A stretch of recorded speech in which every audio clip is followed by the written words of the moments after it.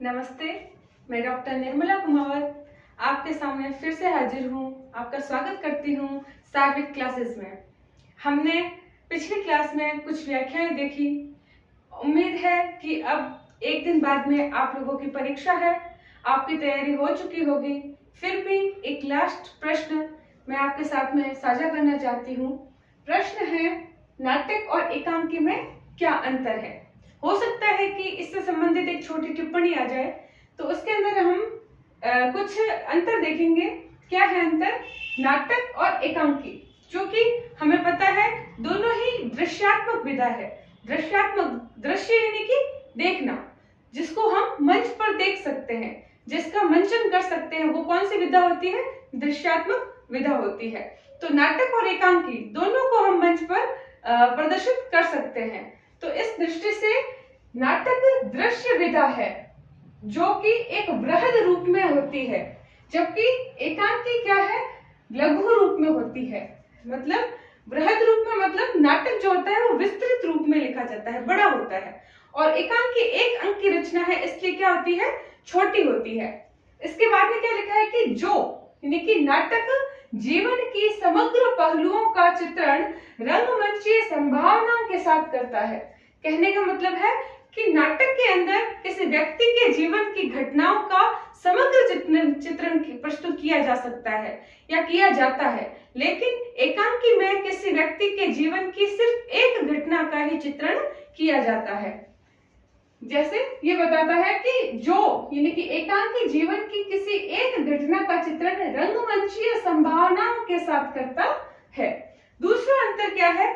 नाटक में सामान्यतः 3 या उससे अधिक अंक होते हैं, जबकि एकांकी में एक अंक में ही रचना की जाती है।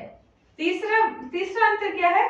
नाटक में पात्रों की संख्या अधिक होती है, लेकिन एकांकी में पात्रों की संख्या सीमित होती है। तो आप जब प्रश्न का उत्तर लिख रहे हो, तो आप ऐसे इसके साथ में और लिख सकते हैं कि जैसे हमने कोणार्क नाटक पढ़ा है, तो जैसे कोणार्क नाटक में हम देखते हैं कि कई पात्र है, द्रुपद है, विशु है, चाणक्य है, नरसिंहदेव है, और अन्य शिल्पी है, राजीव है, इत्यादि जो और भी पात्र है, उनका वर्णन जो है महेंद्र वर्मन है। इन इतने पात्रों का एक नाटक में समावेश किया गया है। जबकि हम देखते हैं एकांकियों के उदाहरण तो आपके पास खूब है। जैसे मैं उदाहरण के रूप में लूं, अपन ने अभी नया पुराना एकांकी पढ़ी, इसके अंदर मुख्य रूप से जो पात्र है वो देवदत्त और रविदत्त ही है। प्रतिभा का थोड़ा सा जो है वो इसके अंदर योगदान है, बाकी पूरी जो एकांकी है वो देवदत्त और रविदत्त के इर्द गिर्द घूमती है। ऐसे ही हम एकांकी देखते हैं आवाज का नीलाम, जिसके अंदर मुख्य 2 पात्र है, कौन कौन? दिवाकर और बिजोरिया। तो ऐसे आप इसके अंदर इस आंसर के मतलब जो उत्तर है उसको और बढ़ा सकते हैं। ये एक बढ़ाने का तरीका है जो आपके आंसर को और बड़ा और अच्छा बना देता है। इसके साथ हम देखते हैं कि नाटक में पात्रों की संख्या अधिक होती है और एकांकी में पात्रों की संख्या सीमित होती है। नाटक में अधिक कथा वस्तु के साथ साथ अनेक प्रासंगिक कथाएं भी होती है। जैसे अपन नाटक, उदाहरण के रूप में अपन और कहीं जाए ही क्यों, अपन उदाहरण के लिए ये दे सकते हैं कि नाटक में अधिक से अधिक कथा वस्तु के साथ अनेक प्रासंगिक कथाएं भी होती है। मतलब प्रासंगिक कथाएं क्या? जैसे मुख्य रूप से कथा क्या थी? कोणार्क में मूर्ति को स्थापित करना। तो उसके साथ में प्रासंगिक कथाएं जैसे जुड़ती है। मैं एक कथा के रूप में आप उदाहरण दे सकते हैं कि जैसे विशु जो है सारिका नाम की स्त्री से प्रेम करता था, उस प्रेम की कथा को वो आगे बताई जाती है कि वह उससे प्रेम करता था और वह उसके खूब रोकने पर भी वो गर्भवती प्रेमिका को ही जंगल में छोड़कर जो है वहां आ जाता है। तो इस प्रकार कथा को बड़ा रूप देने के लिए नाटक में कई प्रासंगिक कथाएं भी चलती है।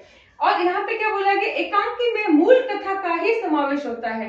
एकांकी में कोई भी कथा जो घटना जो घटित हो रही है, जिसके बारे में बताया जा रहा है, 1 या 2 कम से कम 3 या 4 घंटों के अंदर पूरी कथा जो है वो की जा सकती है, मतलब उसका मंचन जो है वो किया जा सकता है।